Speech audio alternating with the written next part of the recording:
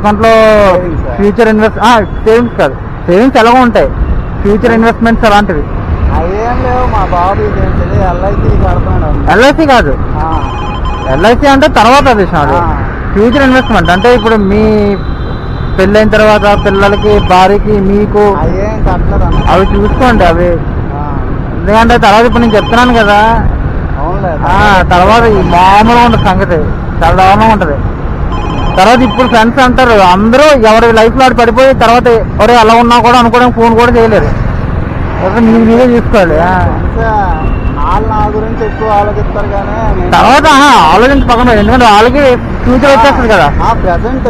అప్పుడు తర్వాత ఇంకా చాలా మంది మ్యారీడ్. అదే మాట్లాడుకోవడం, వాళ్ళు బిజీలో ఉంటారు.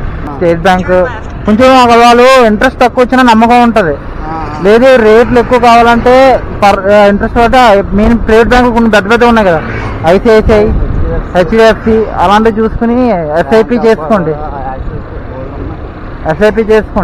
ఎస్ఐపి అంటే నెలకు 500 600 కడితే, ఇప్పుడు ఎస్ఐపి అనే తరకు మన తరానికి కాదు, అది పిల్లల తరానికి వస్తుంది. అది ఒక 6 సంవత్సరాలకి ఇప్పుడు మీరు 1,00,000 వేస్తే